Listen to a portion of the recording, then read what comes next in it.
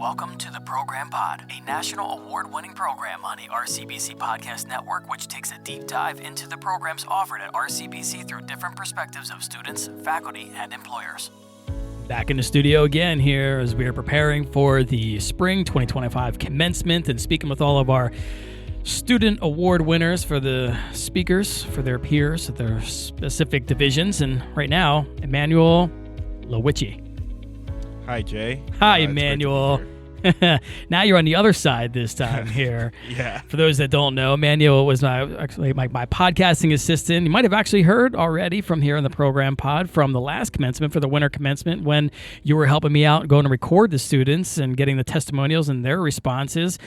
So you got a little feel for commencement, a little feel for this podcast. How was that experience itself? It was really fun. A couple of the commencement speakers I knew, and some of them I actually learned, like I knew about them before, but like I never actually talked to them. So it was really fun, not even just to talk to those commencement speakers, but also some of the other graduates. A couple of my friends graduated that winter commencement, and I didn't even realize until I actually, talked to them. And that was pretty fun. Yeah. I enjoyed it. Yeah, it sounded like you had some fun. Got some nice clips and, trying to celebrate the momentous occasion, which was the second annual winter because we used to do it once a year, but there was a lot of people graduating and trying to pack it all in. But here we're breaking it up and flip the script to spring here of 2025, and you're going to be representing the Health, Business, and Social Sciences class as the Valedictorian special student speaker for that. So first, congrats. Thank you. I'm not surprised. With all your scholarships and everything else that you're knocking out and doing that stuff. But, when you first came to me, you kind of said how I don't want to say you're an introvert, right? But you're on the creative writing side and, you want to get out and try to meet people and everything else. But here you are now applying to speak in front of, the entire class and all that stuff. So, what made you flip the switch there and apply for this special award? I think part of it, a little bit of a spoiler, but part of it came from Princeton. So by the time I, met up with you in the fall semester, I was just hot off the trails of, learning to actually connect with people more and trying to put myself out there. Yep. So by the time I came to you, it was like, well, I need to do this more, but back at my usual environment. So I guess the switch kind of flipped for me, not even just helping you, but also with like a public speaking class that I had that semester that really pushed me to actually talk in front of people and prepare a speech and prepare to talk in front of people. And did you have Dr. Osmond? No, actually, I had Professor Teresi. I apologize if I'm pronouncing that wrong. It's okay. But love her. She's great. Actually, I might have had her last spring, but her wisdom and like the things that I learned from her class really helped me figure out how I wanted to talk in front of people. Sure. And I'm also, not just a creative writer, but I'm like in the theater space. I'm in the film space. So part of maybe not necessarily putting on a facade, but part of, enunciating your words, speaking out properly, using body language, all of that kind of comes together. And it's a good skill for me to have as I move forward. Yes. No, and that's what I'm trying to do here. This kind of my role of the commencement part is not just to bring, the President Award winners and valedictorians in here to speak and get to know you a little bit more on a personal basis, because the speech is more obviously inspirational and you get to share your message or whatever, but sometimes you don't get to really tap into that character that is who you are. But when I'm here, it's listening to you speak on stage and working on the delivery, and because public speaking is a whole nother, realm. Right? Like you can be a great creative writer and stuff too, but you need to kind of like execute and deliver. So is that what is your specific degree? My specific degree from here is going to be liberal arts with an option in communications. Okay. So it may likely just say communications. But I chose this major specifically as a branching off point for wherever I transfer to. So my goal is to transfer and get a bachelor's in some form of screenwriting or dramatic writing or writing for film and television, or the most adjacent to that, which would just be film and television if possible, or creative writing if film isn't present. So my whole major degree plan here has been, how can I do prereqs that would help me as I move forward? So, for example, one of the actually required classes was semantics. And for some of the other majors that I'm looking at as I transfer, that's one of the possible electives that I can take. So choosing a communication degree was one of the best options I had really for that. Sure. So even at before, when I used to be a English major, but That's then I what I switched wanted. it to Yeah, that's what I wanted to ask. I see, like, yeah. if this was your original choice, or you flip it, or switching majors and stuff. I flipped the English major thing like week one of me applying. Not for me. Yeah, I switched it to entertainment tech actually Okay. because that's what I already did in high school. Sure. But then I made the switch my first semester here to communications because I realized while I do like film and that is where I am going to head eventually, I shouldn't be so focused on the technical, practical, like using a camera, editing. While all that is important and I do that on my own time, in terms of degree wise, I should be focused on writing. Speaking, knowing how people speak properly, how to speak myself, how to use my body language properly, how to convey emotion through the speeches that I use. So I made that last switch my first semester, and honestly, I couldn't be more happier. I did. It worked out well. For the most part, most of the colleges I'm going to are accepting like 50 credits, which is not. I mean, I'm fortunate to even get that. Some people will get as little as like 20. So I think it worked out well. Yeah. Now, as you're getting ready to creatively write your speech here, just continue to work on it. How you feeling? Ready to do it? Work in progress. It is a work in It's progress. finals time. I get it too. It's a work in progress. Yeah. As you know, it's been a couple of weeks of me not having it in a state where I've enjoyed not even just reading it but saying it. Yep. But I've just recently changed it to focus on the story aspect of myself, and I'm tying it into the way how every human has a story. Every person is a story. That we do. So I'm framing it as a story. I think one of my first lines is literally "Allow me to tell you a tale," or something like that. Very corny, very cheesy, but I'm speaking about the RCBC graduate. So I may be referring to some of my own life experiences, but at the end of my speech, I'm going to say this RCBC graduate is not me. I believe the pronouns I use for my entire speech is just going to be they. So man, woman, non-binary, no matter who it is, an RCBC graduate is an RCBC graduate. But I'm coming from a place of my own human experience and relating it back to my fellow graduates.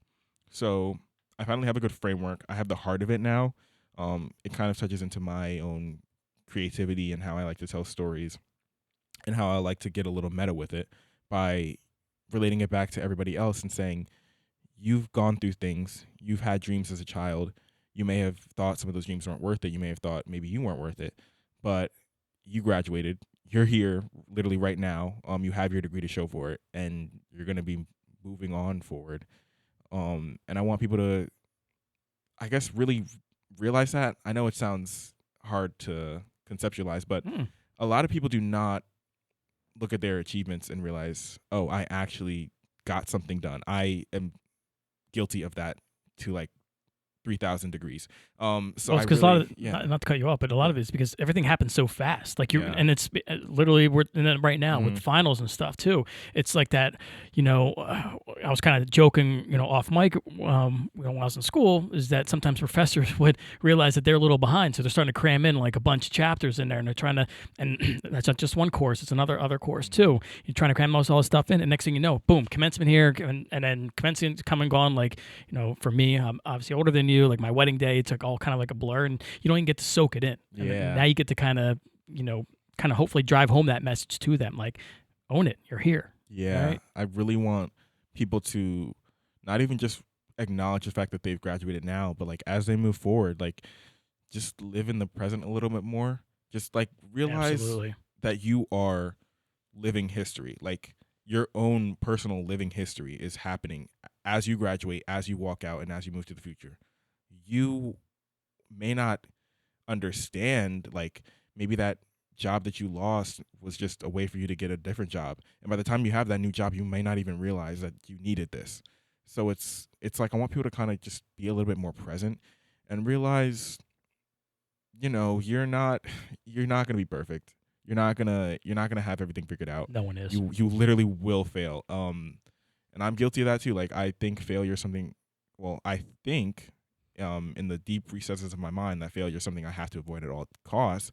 But really, it's just a way to grow. It's a way for me to learn about myself, about what I need to do. And with my speech, I'm hoping I can convey that to people. It's a kind of a common thread because Nicole, who was speaking in front of the STEM students, was talking about failure and don't be afraid to fail. And it's a message that I always convey to my students because it was a message that was always passed to me. You know what I mean? It's only going to, it doesn't kill you, make you stronger type thing, right? Yeah. Like that's, I know, a common cliche, but, it builds up your character and your perspective and stuff too. Because if everything was given to you and always happened the right way the first time, then it's not going to build you up, right? It's not going to make that character. Or go back to the beginning of our conversation. Create your story. As you said, everyone has a story to share, right? And you're creating it every single day. Right? Exactly. So it's a great way to do it, and I wouldn't expect anything less from a creative writer and film person and stuff too. So, obviously you kind of talked about it with your message that you're going to be sharing to your fellow classmates and stuff too, but why you're here with the experience and someone's maybe been to RCBC and stuff, can you describe like your experience while being here and getting you to where you are now, is moving on to the next chapter of 4-year school and other adventures? When I favorite experiences too. Yeah, when I think about it, I'm kind of calling back to literally what we just talked about. I'm kind of even forgetting some of the experiences I've had here because it's just all flew by so fast. But literally one of my favorite experiences was my literal first 8 a.m. class ever at RCBC when I literally made a friend group just out of my statistics class, just as a study group. But like I'm still friends with 2 of the people in there. 8 a.m. statistics sounds brutal, by the way. Oh, yeah, it was. Because when you said semantics, I'm still like at PTSD from when my semantics course in school because I had it 3 times a week at 8 in the morning. Yeah. And that was when I was down at Rowan. And of course, my professor is very monotone, Mhm. doing semantics. I'm like, oh my God, this class is brutal. Yeah, no, thank God I'm doing it online. It's a lot less. Oh, yours is online? Yeah, it's a okay. lot more direct. Yeah. My own direct. Being study. there in the seat by 8 in the morning. Yeah, no, statistics was pretty hard. Yeah. But like just that was one of the main kind of factors. Is like here I never realized how much the connections that I was making were just kind of surface level. So my time in high school was a lot of me thinking, oh, well, these people are vapid. These people don't care. And I kind of held onto some of that when I came here to college. But then I realized that's not really the case. It's usually the grounded conversations that reveal a lot about people's character. And if somebody's willing to just come up to you and talk to you about, I don't know, your day or what you ate, or like even if somebody's willing to ask you, did you eat today? That means they care about you. They want to know if you were fed. Yeah. Yep. So like having those people that are still my friends to this day is kind of eye-opening. It's honestly probably one of my favorite moments of all time. But I have a couple others. I would say maybe my voice and diction class. That was pretty fun. Wait, what'd you say? The petting farm. The petting farm. Did you see that? The petting farm. I did see that. I didn't get to Everyone do it. wants it signed back up again, or like the live stream with just the chickies hatching live stuff. stream? Oh yeah, there was that's a live great. stream. That's yeah, great. Yeah. Yeah, no, I didn't do the petting zoo because my allergies would have killed me. If I went out there, I would have died. I'm so serious. Yeah, it was bad. Honestly, student life wise, my favorite experience might have been the Renaissance Fair. Okay. Or not, well, They it do a wasn't the lot of- Renaissance Fair, but it was medieval times. Okay. Yeah, It was- they do a lot of cool Yeah, things. It was real fun. I think I really enjoyed that. I got to go with one of my friends. We went there. Obviously, it's a jousting competition, sort of. They're actors. They're not Yeah. real jousters and all Right. that. So they're acting. But Were they holding giant turkey legs too? yeah, we got to eat giant like turkey legs kind So of. we said you got to eat. Yeah, I did eat. No, I did eat. It was really fun. We had this great server who was like, every time I asked for more garlic bread, he would give it to me. So like, yeah, we loved it. I bought a chalice there. I had to. Of course. It was either that or the $1,000 sword, and I don't think I was gonna lug that. So I got the chalice. That was Yeah, pretty a fun. little more safer too. Yeah, a little bit more safer. Don't want me wheeling that on a bus. Yeah, I was gonna say I don't know what kind of waiver you would have to sign for Yeah. getting on the bus with a $1,000 sword. Go over a bump. I'm like, oh, sorry. Oh, yeah, sorry about that. Just cut off your finger. So that was really fun. Yeah. Recent wise, my favorite experience honestly has just been talking to people. Yeah. I'm a huge stickler for talking to people. I like casual conversation.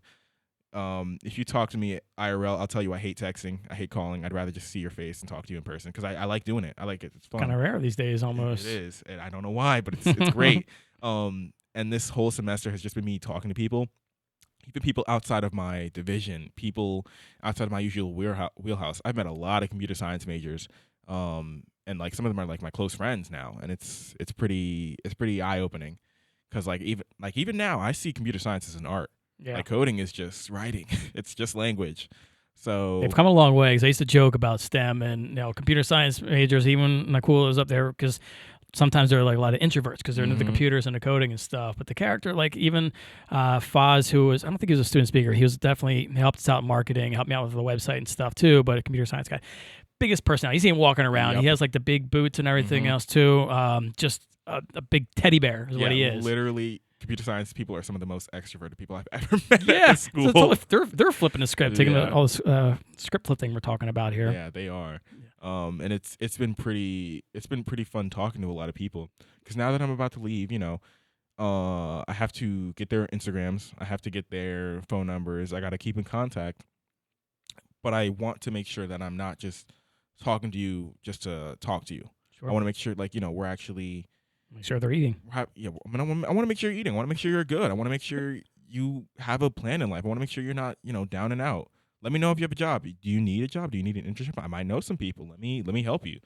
And that's been very fulfilling to me to care about other people. I know it sounds very terrible to say, but it's like I don't think I really felt such a care for other people the same way I would have in high school. Like now I genuinely really care about other people. I want to see them succeed more than I want to see myself succeed sometimes. It's very strange to me. No, I think it's the same vibe. You're putting people in front of yourself. Yeah, it's so fulfilling. And I love just talking to people, seeing where they've come, what their futures are, what they want to do, and even being able to help them. Yeah. What's your future? So my future is very uncertain. Everybody's is. So, I'm not anyone special in that regard. But my immediate future is to write. I'm a writer. It's what I do. I have not been writing every morning like I should be, but I'm hoping to get back into I'm hoping to get back into that discipline. Just like the same way as the gym. Haven't been in the gym, so maybe that's why. So I want to get back into that discipline. Right now I'm looking at a couple of colleges. I was fortunate enough to be a semi-finalist for the Jack Kent Cooke Foundation Scholarship, and that's going to play a big deal in what school I go to. Sure. So right now I'm looking down 3 paths. The first one is, and this is best case scenario, and I'm really hoping for it. I need everybody's prayers. I'm hoping I get accepted into NYU, which I may not find out at least until around late June or early June actually, but it's rolling admission, so I might find out. Okay. So if I get into NYU and I get and I am a finalist for the scholarship, then I will be going there. If I don't get into NYU, which, it's no big deal, but like I'd rather live in New York, I will go to Loyola Marymount University. It's in LA. If I get the scholarship, I'll be heading there. I've already put in the tuition deposit just because I had to save my seat. But if I don't get the scholarship, I'm hoping I do. But if I don't, I'll probably stay in New Jersey. I'm not fully settled on what college I want to go to. I hate to say it, but I don't really want to be in New Jersey. But, if I have to stay, I'm looking at either Montclair or Fairleigh Dickinson. Okay. I'm not really sure which weighs out more so over another. I've also applied to Rider, and I have a lot of connects that go there, so that's another option to me. Yeah, Nicole, actually. Yeah, one of those student speakers right there. I can push Rowan because I'm a former graduate and communications major in RTF, and they have one of the best communications in the country, actually. So just something to think about, and not just as one of our partner schools.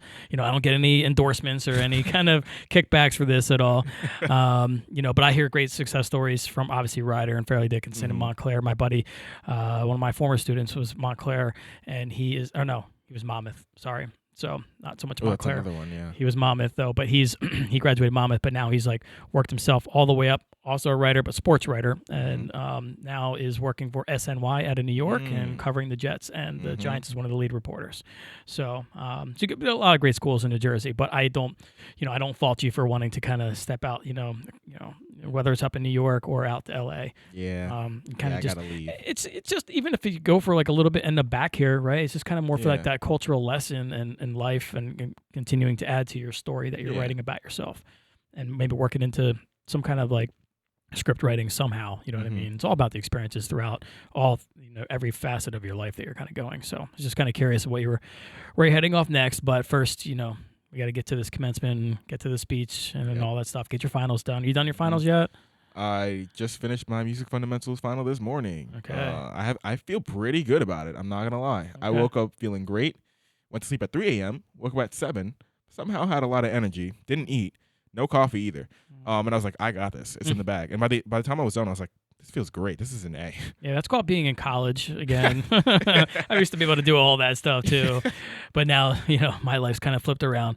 Well, I get some of the energy, but I'm used to like not really sleeping because of radio and all that, and like just working crazy hours. But I don't miss. I was joking with all three of you, the student speakers, as we were practicing for this commencement, is missing all of those exams and the pressure, because I'm kind of more on the procrastinator side of things. Like, I'll get it done, but I work better when it's under pressure, right? Like if I know that I can finish my papers, not do it for like a month, or I can study for my exams, not do it for a little bit, I got other stuff that's priority to me, right? Yeah. Whether that was soccer practice or other, just group events or doing something, I'll get to it because this is what needs to be done right now. And then you get there and like, why didn't I do that a month ago? I'm the or chipping away at it. I'm the exact same way. So everyone works their own style, but you're here.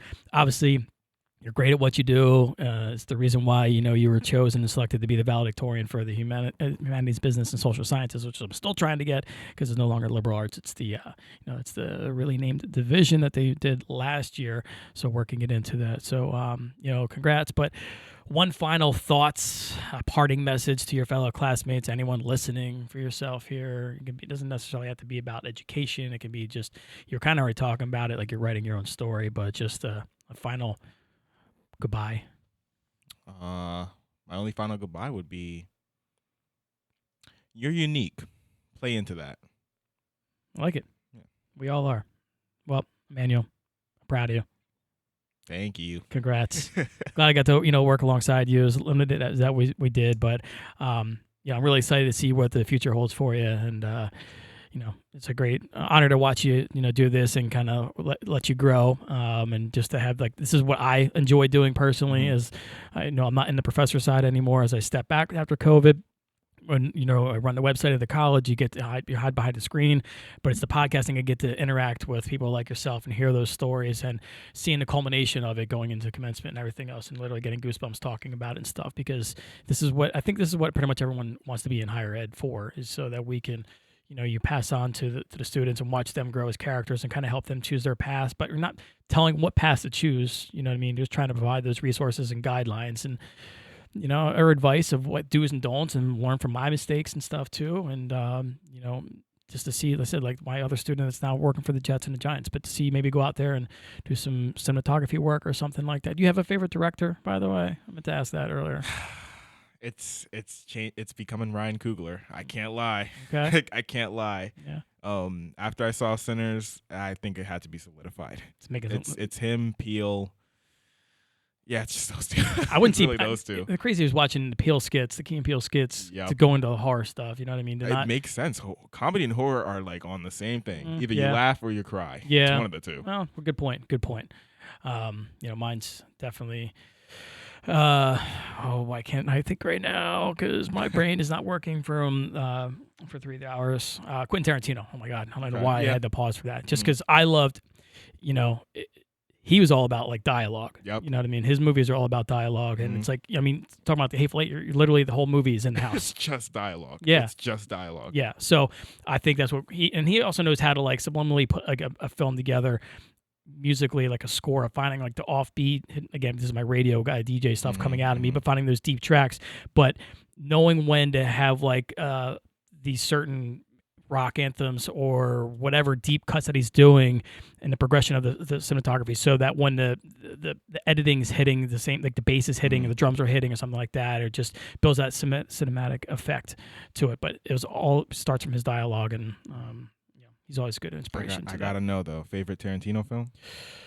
It's tough. I mean, obviously Kill Bill is going to be, both of them are up there, and of course Pulp Fiction, right? But Pulp Fiction was weird to see because again, I'm living it as it's coming out the first time, so there's not many spoilers going out, and you're trying to watch it, and you're like, what the heck's going on? Because it's like you're in the middle, and then you're in the end, and the beginning, and then all this stuff, but he also had to rejuvenate a lot of like actors' careers. Right. Yeah. So he brought a lot of people back that like they were popular in the '80s, and then like John Travolta, he kind of started to jump the shark a little bit. I think it right? is John. Yeah. No, you know the jump the shark phrase, by the way? No. Right? Okay. Is that? It's actually a Happy Days. Goes back to like I don't know. This is predating me and stuff with the Fonz. Okay. All right.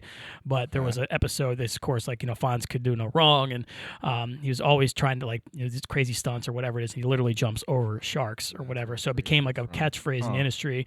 Like the TV show is kind of like, okay, you know what I mean? Kind of like the Fast and the Furious, right? Yeah. Where now you're flying a rocket ship in space you with a guys car. Yeah. So.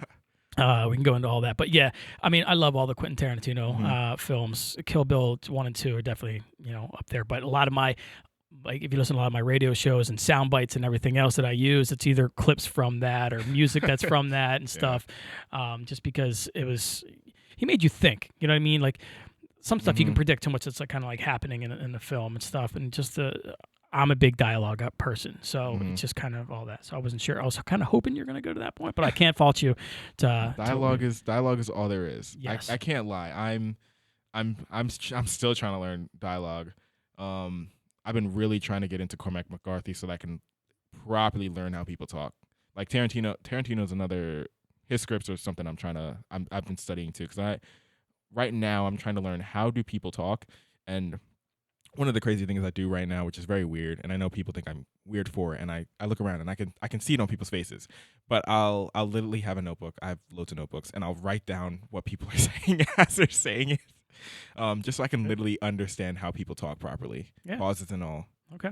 Yeah. Oh, dialect there. Oh, another Quentin Tarantino too is Reservoir Dogs, which is just one of the meccas. But I always love the respect, not to throw back to him, because now you're bringing back my roots or whatever, and being a film major, and he kind of parlayed with or not parlayed, it's like the wrong word to use, but he was you can see Alfred Hitchcock influenced him, how his Alfred would always work himself into it as like a small character, so Quentin Tarantino would always be like a small character into that stuff, but then all that stuff. And again, we haven't talked about Quentin Tarantino a lot, but we're going to wrap it up because I got some things to do. You don't have any more finals, so you're good, right? But you have a speech to prepare for. Yeah. So we'll let you get to it. And, again, Emmanuel, congrats. Proud of you, all that good stuff. Proud dad moment, right? Thank you. Looking forward to have you on the live stream. We're going to hear your full speech in its entirety. As anyone listening, again, you can check out all of our YouTube live streams of the commencements for any of them, winter, spring, everything else. They're live as they happen, and then they'll be archived. And we're having all of the reactions and the testimonials from our social media channels. So, of course, subscribe, click the like button below.